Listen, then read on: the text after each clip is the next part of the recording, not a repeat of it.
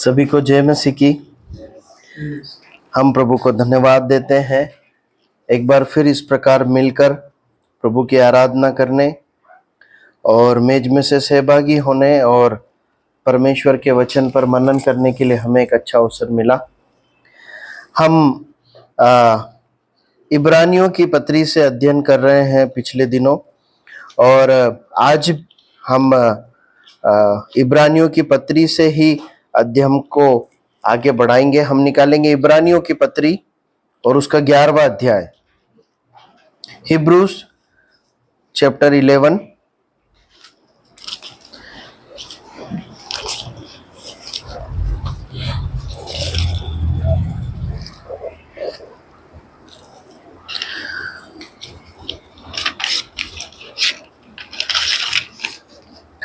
और उसकी 1, 2 और 31 आयत को पढ़िए।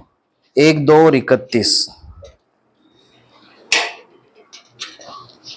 विश्वास आशा की वस्तुओं का निश्चय और अनदेखी वस्तुओं का प्रमाण है, क्योंकि इसी के विषय में प्राचीनों की अच्छी गवाही दी गई है। अब उसकी 31 आयत पढ़ लीजिए।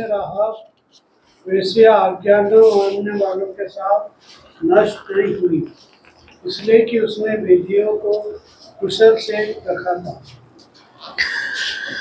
लिखा है, विश्वास ही से राहाब वेश्या आज्ञा न मानने वालों के साथ नाश नहीं हुई, इसलिए कि उसने भेदियों को कुशल से रखा था।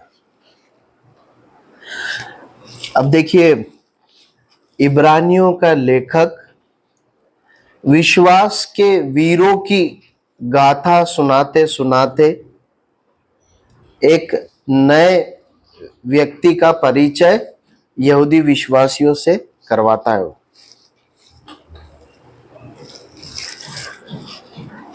कौन है वो? राहाब। अभी तक जिन लोगों की चर्चा लेखक ने की है, उन व्यक्तियों में और इस व्यक्ति में कुछ अंतर है। बता सकते हैं क्या है? कुछ अंतर है क्या? अगर है तो वो क्या है जी? वो यहूदियों में से एक स्त्री नहीं है, है ना?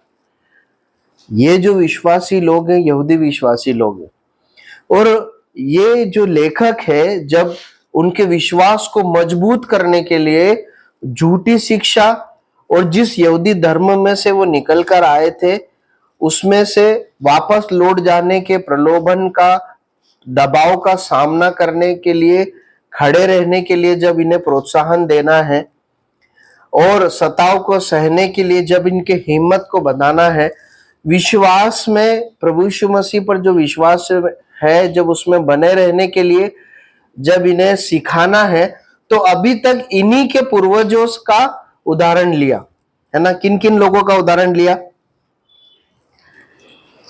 ऐसे ही बता दीजिए, आपको याद है, जल्दी जल्दी बताइए। किन लोगों का उदाहरण लिया? इब्राहिम का, इसहाक का, याकूब का, है ना, और मूसा का लिया जी। यूसुफ का उदाहरण लिया, है ना। ये सब कौन लोग थे? ये सब इस्राएली थे। लेकिन अब एक बहन का उदाहरण ले रहा है, और महत्वपूर्ण बात क्या है कि वो इस्राएली जाति की नहीं है। देखिए, परमेश्वर का वचन है ना, कितनी खूबसूरती से लिखा जाता है। या परमेश्वर अपने लोगों को कोई संदेश जब भेजता है तो उसमें परमेश्वर की बुद्धि और महिमा को हम देख पाते हैं। लेखक एक ऐसे व्यक्ति के जीवन को अब इन विश्वासियों के सामने रखना चाह रहा है, जो व्यक्ति केवल विश्वास के दम पर बचा है। आप समझ रहे हैं? लिखा है, राहाब वेश्या जो है वो आज्ञा न मानने वालों के साथ नाश नहीं हुई। एक स्त्री है जो इसलिए नाश नहीं हुई क्योंकि उसमें एक ही बात थी, वो क्या था? वो विश्वास था। देखिए ये जो भाग है, ये जो अध्ययन है, ये कितना संबंधित है उस हालातों से, है ना? लेखक क्यों लिख रहा था वो भाग? ताकि यहूदी विश्वासियों ने जब प्रभु यीशु मसीह पर विश्वास किया है तो उनके विश्वास को मजबूती दे सके, है ना? और लेखक इस बात को सिखाना चाह रहा है यहूदी विश्वासियों को कि देखिए, जो विश्वास है परमेश्वर के वचन पर, प्रभु यीशु मसीह से, उसी से तुम्हारा छुटकारा होगा। और उस बात को प्रमाणित करने के लिए उसने एक उदाहरण यहां पर अब चुना है, वो है राहाब। वो बताना चाह रहा है कि देखो भाई बहनों, राहाब इसलिए नहीं बचाई गई कि प्रतिज्ञा की संतान थी। आप समझ रहे हैं? प्रतिज्ञा इस्राएलियों से बांधी गई थी, वो उस जाति धर्म की नहीं थी। वो इसलिए नहीं बचाई गई कि उसने धार्मिक विधि नियमों का पालन किया। राहाब वेश्या इसलिए नहीं बचाई गई कि उन्होंने जो है इस्राएली धर्म के विधि नियमों का पालन किया। समझ रहे हैं आप? परंतु वो केवल इसलिए बचाई गई क्योंकि उसने परमेश्वर पर विश्वास किया। बहुत रिलेवेंट है। लेखक बताना चाहता है कि देखिए, अगर आप सोचते हैं कि आप यहूदी धर्म में लौट जाएंगे तो आप बच जाएंगे, ऐसा नहीं होगा। यदि आप जो पुराने रीति रिवाज में लौट जाएंगे तो बच जाएंगे, ऐसा नहीं होगा। यदि आप ये सोचते हैं कि प्रतिज्ञा की संतान होने के कारण हमारा छुटकारा हो पाएगा, तो ऐसा नहीं होगा। विश्वास के द्वारा जो प्रभु यीशु मसीह पर है, उसमें बने रहने से ही तुम्हारा उद्धार होगा और तुम परमेश्वर के राज्य में प्रवेश करोगे, जैसा राहाब के साथ हुआ। राहाब नाश नहीं हुई। अब देखिए, आज कुछ देर के अध्ययन के लिए हम राहाब के विश्वास के जीवन को देखेंगे। जल्दी से निकालिए माफ कीजिए, यहोशू की पुस्तक और उसका दूसरा अध्याय। यहोशू की पुस्तक और उसका दूसरा अध्याय।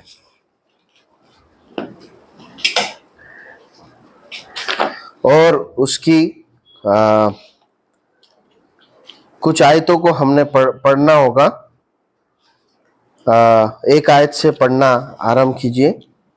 तब नून के पुत्र यहोशू ने दो भेदियों को शित्तीम से चुपके से भेज दिया और उनसे कहा, जाकर उस देश और यरीहो को देख।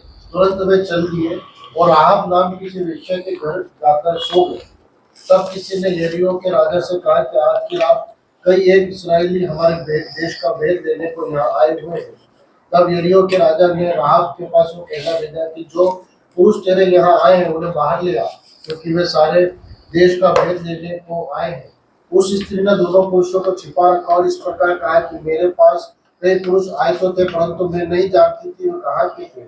और अब अंधेरा हुआ और फाटक बंद होने लगा, तब वे निकल गए। मुझे मालूम नहीं कि वे कहाँ गए। तुम फुर्ती करके उनका पीछा करो तो उन्हें जा पकड़ोगे। उसने उनको घर की छत पर चढ़ाकर सनई की लकड़ियों के नीचे छिपा दिया था, जो उस छत पर सजा कर रखी थी। वे पुरुष तो यरदन का मार्ग ले उनको खोज में घाट तक चले गए, और ज्यों ही उनको खोजने वाले फाटक से निकले त्यों ही फाटक बंद किया गया। और ये लोग लौटने न पाए थे कि वह स्त्री छत पर इनके पास जाकर इन पुरुषों से कहने लगी, मुझे तो निश्चय है कि यहोवा ने तुम लोगों को यह देश दिया है और तुम्हारा भय हम लोगों के मन में समाया है, और इस देश के सब निवासी तुम्हारे कारण घबरा रहे हैं, क्योंकि हमने सुना है कि यहोवा ने तुम्हारे मिस्र से निकलने के समय तुम्हारे सामने लाल समुद्र का जल सुखा दिया, और तुम लोगों ने सीहोन और ओग नाम यरदन पार रहने वाले एमोरियों के दोनों राजाओं को सत्यानाश कर डाला है। और यह सुनते ही हमारा मन पिघल गया और तुम्हारे कारण किसी के जी न रहा, क्योंकि तुम्हारा परमेश्वर यहोवा ऊपर के आकाश का और नीचे की पृथ्वी का परमेश्वर है। अब मैंने जो तुम पर दया की है, इसलिए मुझसे यहोवा की शपथ खाओ कि तुम भी मेरे पिता के घराने पर दया करोगे, और इसकी सच्ची चिन्हानी मुझे दो कि तुम मेरे माता पिता भाइयों और बहनों को और जो कुछ उनका है उन सबों को भी जीवित रख छोड़ो और हम सबों का प्राण मरने से बचाओगे। तब उन पुरुषों ने उससे कहा, यदि तुम हमारे यह बात किसी पर प्रकट न करे तो तुम्हारे प्राण के बदले हमारा प्राण जाए, और जब यहोवा हमको यह देर देगा तब हम तेरे साथ कृपा और सच्चाई से बर्ताव करेंगे।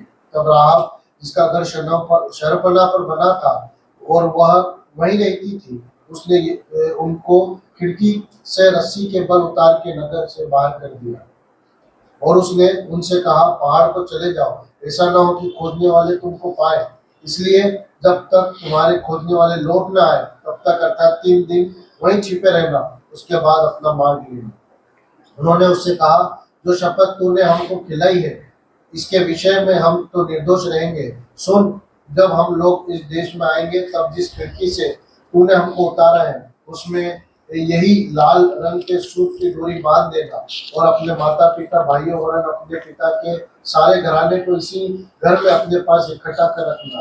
तब जो कोई तेरे घर के द्वार से बाहर निकले उसके खून का दोष उसी के सिर पर पड़ेगा, और हम निर्दोष ठहरेंगे। परंतु यदि तेरे संग घर में रहते हुए किसी का हाथ पड़े तो उनके खून का दोष हमारे सिर पर पड़ेगा। फिर यदि तू हमारी यह बात किसी पर प्रकट करे तो जो शपथ तूने हमको खिलाई है उससे हम निर्बंध ठहरेंगे। उसने कहा, तुम्हारे वचनों के अनुसार हो। तब उसने उनको विदा किया और वे चले गए, और उसने लाल रंग की डोरी को खिड़की में बांध दिया, और वे जाकर पहाड़ पर पहुंचे। बस काफी। परमेश्वर अपने वचन के पढ़े सुने जाने पर आशीष दे और इसे समझने के लिए हमारी मदद करे और हमसे बातें करे। यहाँ पर राहाब के विश्वास के जीवन की घटना को लिखा गया है। जल्दी से वो उस घटना को कहानी के रूप में हम गढ़ लेंगे। क्या हो रहा है? इस्राएली लोग कनान देश के भेद लेने के लिए आए, है ना, कनान देश के मुहाने पे। अभी जो है यरीहो की दीवार को गिरने के पहले की घटना है ना। अभी यरीहो की दीवार गिरी नहीं है। ये दीवार जो गिरी थी, शहर में ये बहन रहती थी, राहाब बहन, और यरदन नदी के इस किनारे पर खड़े हैं इस्राएली लोग, और अभी नदी पार करना है पूरी इस्राएली लोगों को, लाखों लोगों को, फिर ये यरीहो नगर उसके बाद आएगा। तो यहोशू जो है 2 जासूसों को भेजता है कि जरा उस शहर को समझ के आओ, ताकि प्लानिंग करके उस पर कब्जा करेंगे। अब ये भेदिए क्या करते हैं, जाकर उस शहर में कहाँ छुपते हैं? राहाब के घर में छुपते हैं। ठीक है, फिर क्या होता है?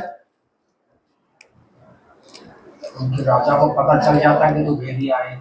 राजा को पता चल जाता है। फिर क्या होता है? वो राहाब के घर आते हैं। फिर क्या होता है? राहाब छुपा देती। फिर क्या होता है? छुपाकर खिड़की से उनको वापस मतलब बाहर सुरक्षित पहुंचा देती है ना, उनको राजा के हैंड ओवर नहीं की। ये है एक घटना, ठीक है। और उनसे वादा लेती है कि जैसे मैंने तुम्हारी मदद की वैसे तुम भी मेरी मदद करना। देखिए, अनेक बातें हैं जो विश्वास, राहाब के विश्वास के संबंध में हमें यहाँ पर महत्वपूर्ण बात सिखाती है।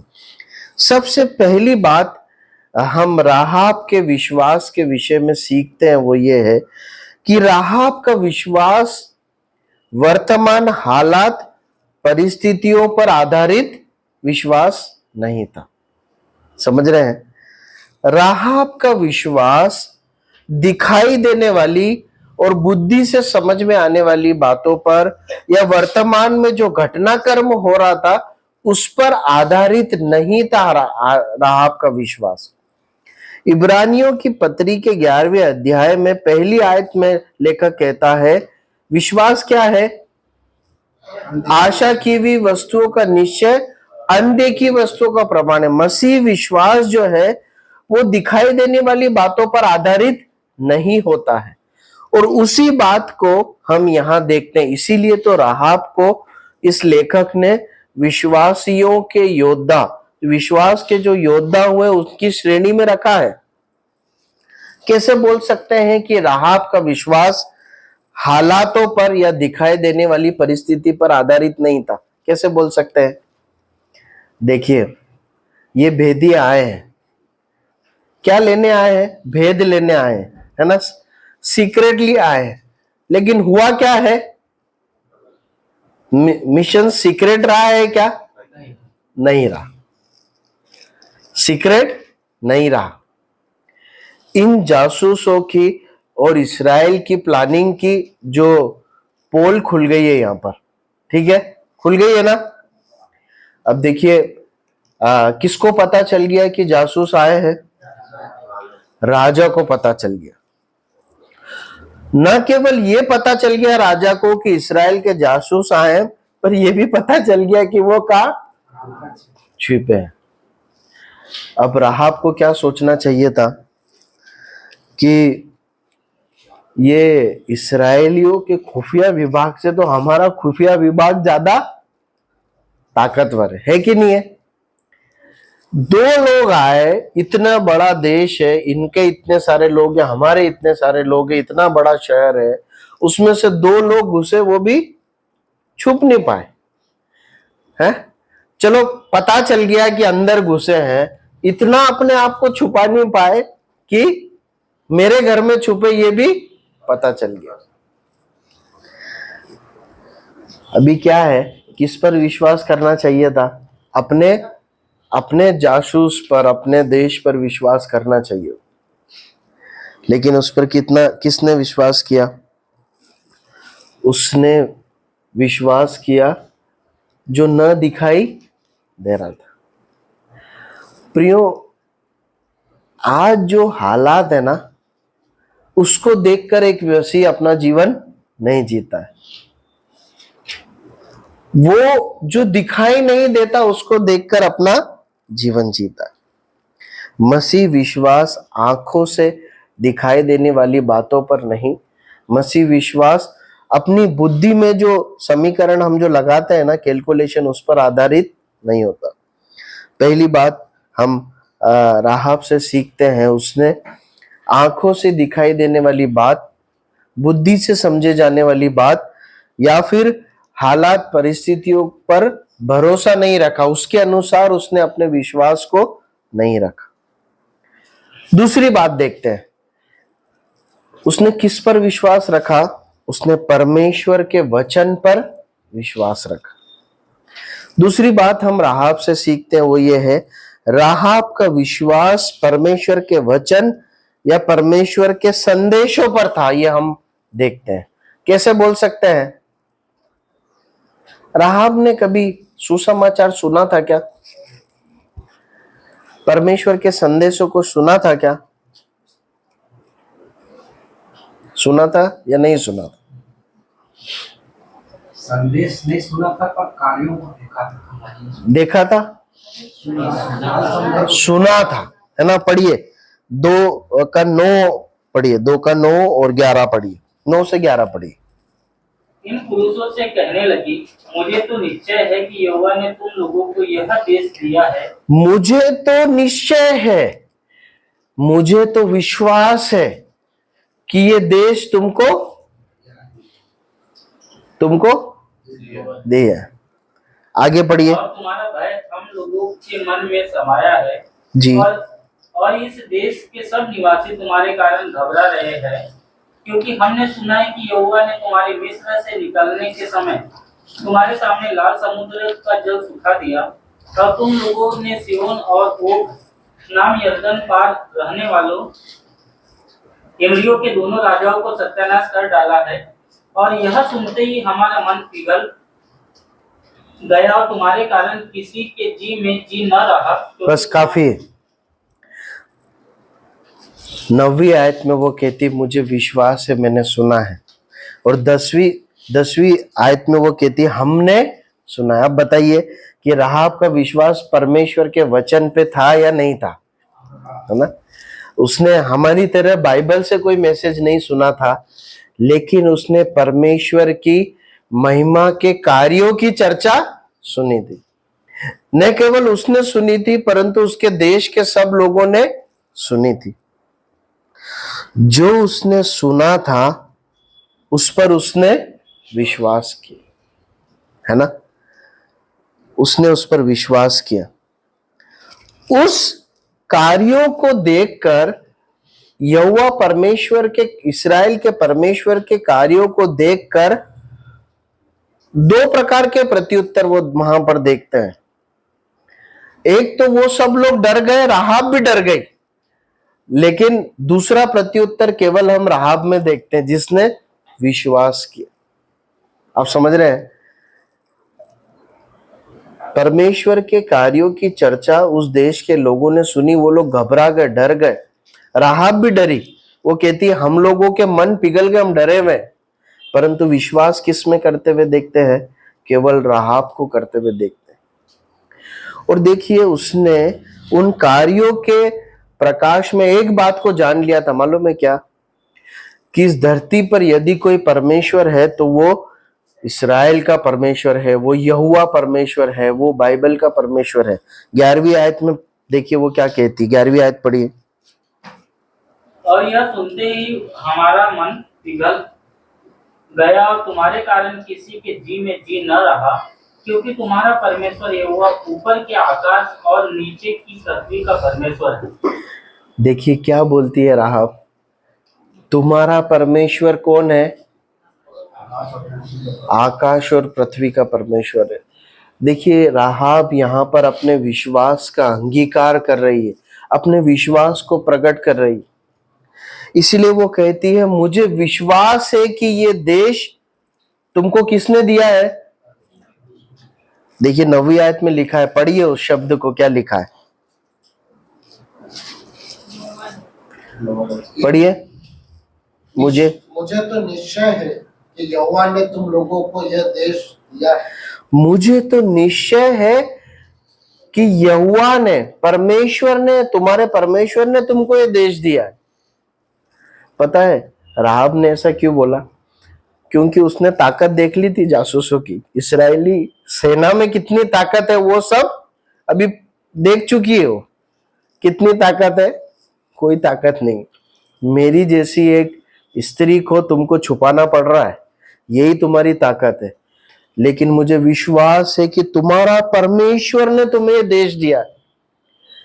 तुम्हारी ताकत हो या ना हो, परंतु परमेश्वर के चर्चा जो मैंने सुनी है ना, मुझे निश्चय है कि वो जरूर तुमको ये देश दे देगा। प्रियो, ये है मसीह विश्वास जो परमेश्वर के संदेश पर होता है। परमेश्वर इस धरती पर अपने कार्यों को प्रकट करते हैं। उन्होंने किया, क्यों किया मालूम है? ताकि लोग उन कार्यों के द्वारा विश्वास करें। देखिए एक आयत को पढ़े, यूहन्ना का सुसमाचार 10 अध्याय 38 आयत। यूहन्ना 10 का 38। परंतु यदि मैं करता हूँ तो चाहे मेरी प्रतीति न भी करूँ, परंतु उन कामों की तो प्रतीति करूँ, ताकि तुम जानो और समझो कि पिता मुझ में है और मैं पिता में। John gospel 10:38, John 10:38। वहां पर प्रभु यीशु मसीह यहूदियों से बात करते हुए कह रहे हैं कि तुम मेरे कार्यों के कारण प्रतीति करो कि परमेश्वर मुझ में है, पिता मुझ में और मैं परमेश्वर में हूं। प्रियो, आज परमेश्वर ने इस धरती पर अपने वचन और अपने कार्यों को मनुष्यों के सामने रखा है, और उसका सबसे बड़ा कार्य क्या है मालूम है? उसके पुत्र का इस धरती पर जन्म लेना और उसके पुत्र का इस धरती पर अपने देह को बलिदान करना। ये कार्य परमेश्वर ने रखे हैं ताकि मनुष्य जीवित परमेश्वर को पहचान सके, उसके पुत्र प्रभु यीशु मसीह पर विश्वास ला सके। प्रभु सहायता करे। पहली बात देखी, राहाब का विश्वास परिस्थितियों पर दिखाई देने वाली बातों पर आधारित नहीं था। दूसरी बात देखी, राहाब का विश्वास अंधा विश्वास नहीं था, परंतु परमेश्वर के वचन, परमेश्वर के संदेशों पर था। प्रियो, आज हालात हमारे भी अच्छे नहीं है, लेकिन हमें परमेश्वर के वचन पर विश्वास करके आगे बढ़ना है। तीसरी बात हम देखते हैं, राहाब ने अपने विश्वास को कार्यों में दिखाया है। राहाब ने जो विश्वास किया था, राहाब ने जो विश्वास किया था वो कार्यों में प्रकट हुआ। कहां प्रकट होते हुए देखते हैं? जासूसों को उसने छुपाया और सुरक्षित पहुंचाया, बाहर गया और ऊपर से उनको वो भी दी। एक छुपाया, वहां पर विश्वास दिखता है, और बाहर निकलने के लिए मदद की। हाँ, और छुपने में कहां पर तुमको वो सब बचाने में आ गया। विश्वास का चिन्ह है। छुपाया एक कार्य है और एक और कार्य है। हाँ, तो उसका चिन्ह क्या है? हाँ, वो लाल धागा है ना। कार्य के रूप में दो कार्य वहां पर हम देखते हैं। पहला छुपाया, फिर छुपाने में बहुत सारे पड़ाव है ना, लकड़ी में छुपाया, फिर उतारा, वो सब है। तो छुपाया ये कार्य हम देखते हैं।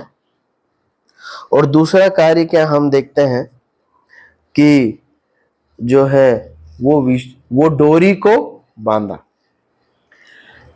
राहाब ने केवल विश्वास नहीं किया, परंतु विश्वास के आधार पर उसके कार्यों को बदलता हुआ हम देखते हैं। देखिए, एक व्यक्ति विश्वासी है या नहीं, उसने प्रभु यीशु मसीह पर विश्वास किया है या नहीं किया है, पता ये कैसे पता चलता है? पहला, उसकी गवाही के द्वारा। वो अपने मुंह से बोलता है कि मैंने विश्वास किया, और उसकी गवाही सच्ची है कि नहीं, उसने जो विश्वास किया है वो सच्चा है कि नहीं, किस बात से पता चलता है? उसके कार्यों द्वारा पता चलता है। उसके कार्य बदल जाएंगे, उसके कार्य उसके विश्वास को दिखाएंगे। राहाब ने दो कार्य किए। पहली बात, उन जासूसों को अपने घर में छुपा लिया, क्योंकि उसे विश्वास था कि यह देश अब नाश हो जाएगा और इस्राएली लोग इस पर कब्जा करेंगे। दूसरी बात, उसने विश्वास किया कि इन जिनको उतार कर मैंने भेजा है, यही जब इस पे कब्जा करने आएंगे तो ये लाल डोरी हमें बचाएगी। क्योंकि सिपाहियों ने बोला था कि जो है आप इस लाल डोरी को यहाँ पर टांग कर रख देना, यही डोरी जो आपने हमें बचाने के लिए यहाँ पर बांधी है और हमें उतारा है, अभी यही जो है यहाँ बांधे रहना, हम आएंगे और इस डोरी को देखेंगे। क्योंकि सेना में बहुत सारे लोग हैं, जरूरी नहीं है कि आपके घर के सामने हम ही पहुंचे, कोई और पहुंचे, तो वो लाल डोरी एक चिन्ह ठहरेगी। राहाब के विषय में लिखा है 21वीं आयत में कि उसने तुरंत बांध दिया, है ना। आमतौर पर वो रस्सी वहां बंधी नहीं रहती थी। क्यों बांधी गई थी? ताकि सैनिक उतरते। राहाब ने उसे वहीं दिन बांध के छोड़ दिया। कितने दिन बांधे रखा? 3 दिन है क्या? हाँ, जब तक वो सेना नहीं आई। तो कितने दिन?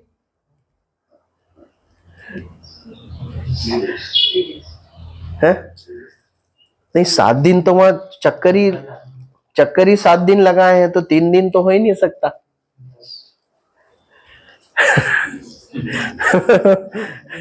ठीक है, मैं समझ सकता हूँ। मैंने भी ढूंढने की कोशिश की तो एग्जैक्ट दिन तो नहीं मिले, लेकिन 7 दिन से थोड़े दिन ज्यादा है वो, है ना। और शायद 7 भी हो सकते हैं, 8 भी हो सकते हैं, 10 भी हो सकते, पर बहुत ज्यादा दिन नहीं है ना। क्योंकि 7 दिन चक्कर लगा है तो 7 दिन तो है, इतना बोल सकते हैं। और वो घटना को पूरा पढ़ने पे समझ में आता है कि ज्यादा दिन परमेश्वर ने इंतजार नहीं करवाया है, ठीक है। क्योंकि इसके बाद, इस घटना के बाद क्या हुआ है? यरदन नदी को पार किया गया है ना। यरदन नदी पार हुई है और उसके बाद ये लोग चढ़ाई करने आए हैं, चक्कर वगैरह लगाए, तो मेरे ख्याल से 7 दिन से ज्यादा होंगे। अब 7 के 15 भी हो सकते हैं, 1 महीना भी हो सकता है, अपन थोड़े दिन मान लें जी। 10 दिन से ऊपर, 3 दिन और 7 दिन। हाँ, तो लगभग 10 दिन से ऊपर अंदाजा लगा सकते हैं। अब इतने दिन तक रस्सी बांधना है, विश्वास की जरूरत है क्या? अभी राहाब के पास कोई अपडेट है क्या? मोबाइल की दोनों ने पहुंच के मैसेज किया कि रीच्ड सेफली, ऐसा कुछ है क्या? नहीं है।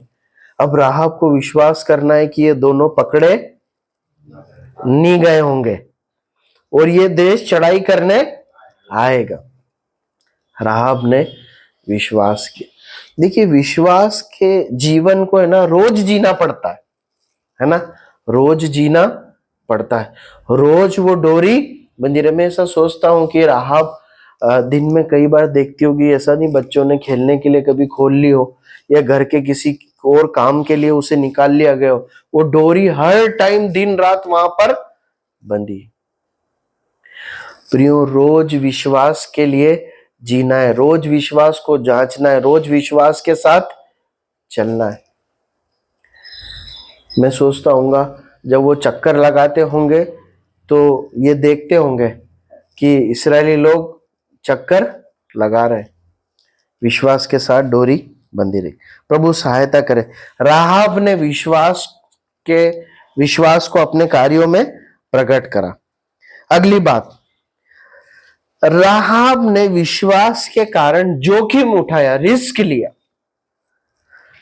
वरन जान की जोखिम भी उठाई। जान की जोखिम थी क्या? कैसे थी? राजा जान से मार सकता था और उसकी पूरी संभावना थी। क्योंकि क्या है, 4 से 6 आयत तक हम पढ़ते हैं कि राजा ने सैनिक भेज दी और क्या बोला गया? राहाब को सैनिकों ने आके क्या बोला? वो जो भेदिया है कहाँ है? तेरे घर में जो भेदिए हैं वो कहाँ है? अब भेदिए कहाँ है? घर में है या नहीं है? है। सैनिक दरवाजे में, और राहाब क्या बोल रही है? नहीं है, चले गए। रिस्क है। सैनिक अंदर घुस के जांच पड़ताल कर सकते हैं, कर सकते हैं। लकड़ियों में ढूंढ सकते हैं, ढूंढ सकते हैं। जब एक राहाब जो सामान्य स्त्री, उसके दिमाग में आ सकता है लकड़ी में छुप सकते हैं, तो इंटेलिजेंस के दिमाग में तो आएगा ही आएगा। राहाब ने क्या लिया? रिस्क लिया। देखिए मसीही विश्वास है ना, जोखिम उठाने का एक जीवन है ना। हम इस तरीके से मिलते हैं, जोखिम है ना। प्रभु यीशु मसीह के पीछे चलना क्रूस उठाने का जीवन है ना। विश्वास की कीमत चुकानी पड़ती है। यहां पर हम देखते हैं राहाब ने अपनी जान की जोखिम उठा ली विश्वास के कारण। हम नहीं जानते हैं कब ऐसा समय आएगा जब हमें भी कीमत चुकानी पड़े, हमें तैयार रहना है। आगे बढ़ते हैं, अगली बात को देखते हैं। अगली बात हम देखते हैं राहाब के जीवन से, उसने इस्राएल के परमेश्वर के प्रति विश्वास योग्यता दिखाई। उसने अपने देश के प्रति वफादारी से ज्यादा उसने अपने परमेश्वर के प्रति वफादारी बताई।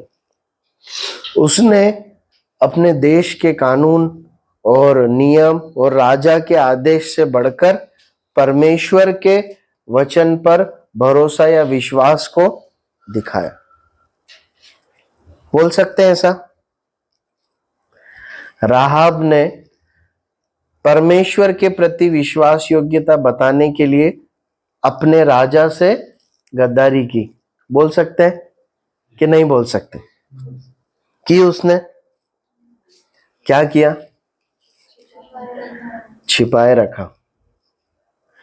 देखिए उसे चुनना था कि या तो मैं अपने देश के प्रति वफादार रहूं या फिर किसके प्रति वफादार रहूं? परमेश्वर के। देखिए राहाब के विश्वास को समझिए, उसका विश्वास क्या था। यहां पर उसने 2 देशों के बीच एक देश को नहीं चुना है, 2 धर्मों के बीच एक धर्म को नहीं चुना है ना। उसने यरीहो देश, यरीहो राजा और इस्राएल राजा, इस्राएल देश के बीच में चुनाव नहीं किया, परंतु उसने यरीहो देश, यरीहो राजा और इस्राएल के राजा परमेश्वर, इसके बीच में चुना है। उसने इस बात को समझ लिया था कि इस्राएल का परमेश्वर ही एकमात्र परमेश्वर है। वो आकाश को बनाने वाला परमेश्वर है, वो छुटकारा देने वाला परमेश्वर है, वो जीवन देने वाला परमेश्वर है।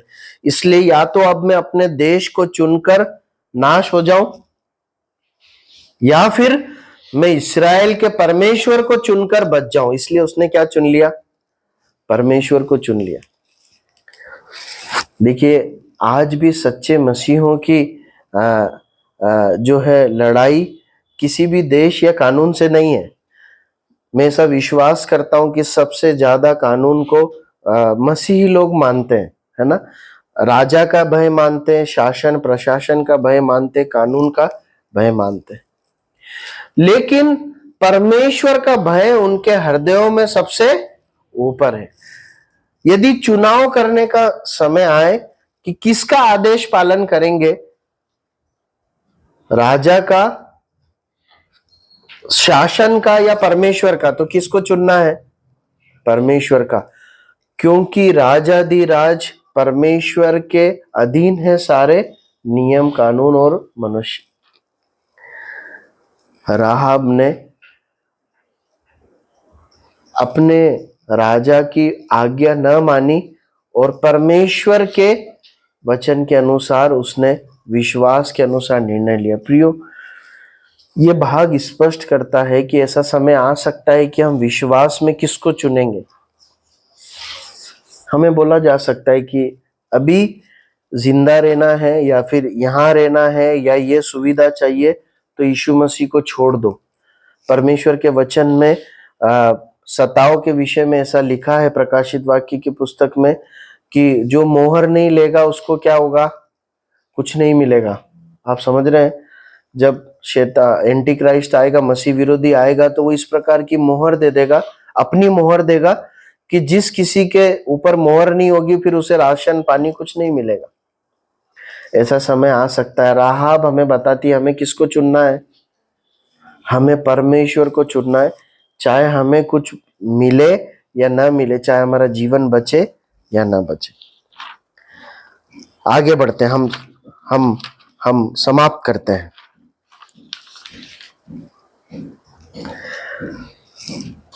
राहाब के अंतिम बात हम देखते हैं। राहाब के विश्वास के जीवन का परमेश्वर ने आदर किया। परमेश्वर ने आदर किया। हमने पहली बात देखी, राहाब का विश्वास परिस्थितियों पर दिखाई देने वाली बातों पर आधारित नहीं था। हमने दूसरी बात देखी, राहाब का विश्वास परमेश्वर के संदेश, परमेश्वर के वचन पर था। हमने तीसरी बात देखी, राहाब ने अपने विश्वास को कार्यों में प्रकट किया, कार्यों द्वारा प्रमाणित किया। हमने चौथी बात देखी, राहाब ने विश्वास के कारण रिस्क उठाया, जान की जोखिम उठाई।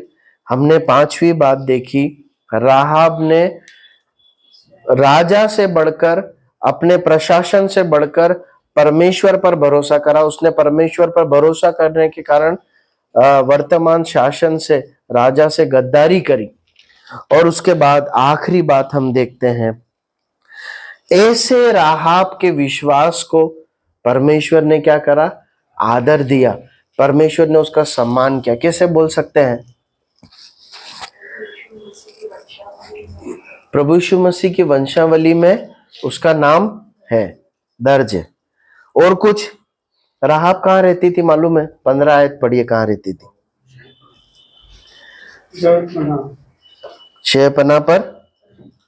तब राहाब जिसका घर शहरपनाह पर बना था, हाँ, और वह वहीं रहती थी, और उसने बस शहरपनाह पर रहती थी, ठीक है।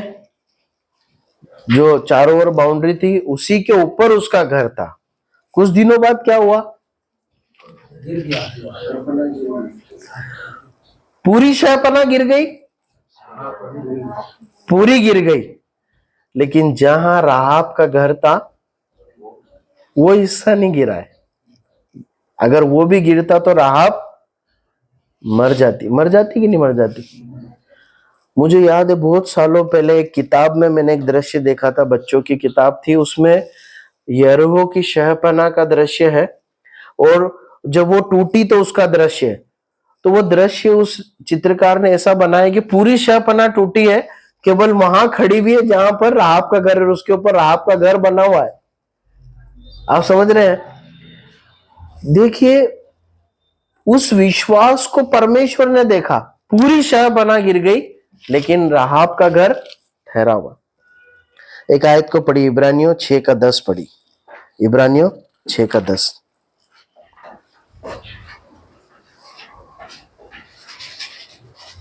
जल्दी पढ़े।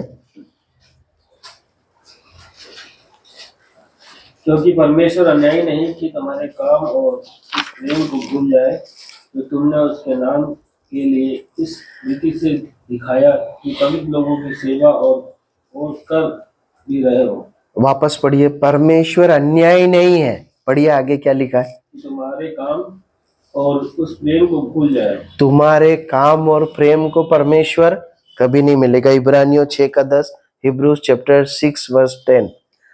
परमेश्वर अन्यायी नहीं है। जो उस पर विश्वास करता है और जो उससे प्रेम करता है ना, जो उसके लिए कार्य करता है, उसको कभी भूलेगा नहीं। इस्राएली लोग तो बाद में घर में से निकालेंगे राहाब को, उससे पहले घर सुरक्षित होना जरूरी है। ये किसने सुनिश्चित किया? परमेश्वर ने किया। उसके बाद परमेश्वर के लोग राहाब को निकालकर इस्राएल में लाए, और उसके बाद लिखा है मालूम है बाइबल में कि वो आज भी राहाब का घराना किसके साथ रहता है? इस्राएलियों के साथ रहता है। और राहाब के घराने से ही, जैसे बहन ने बताया, हमारे प्रभु यीशु मसीह उस राहाब के परिवार, बोअज राहाब का वंशज था, वहां से प्रभु यीशु मसीह आया है। प्रियो, परमेश्वर हमें भूलेगा नहीं, ये याद रखना। लेकिन जरूरी है कि आज हम परमेश्वर को याद करके जिए, विश्वास का जीवन जिए। प्रभु जरूर हमारी सुरक्षा करेगा और हमें प्रतिफल देगा। परमेश्वर इन वचनों के पढ़े और सुने जाने पर आशीष दे, और इसके अनुसार जीने के लिए प्रभु हमारी मदद करे। प्रभु के नाम की महिमा हो। कोई भी भाई प्रार्थना करे, सभा को समाप्त करे।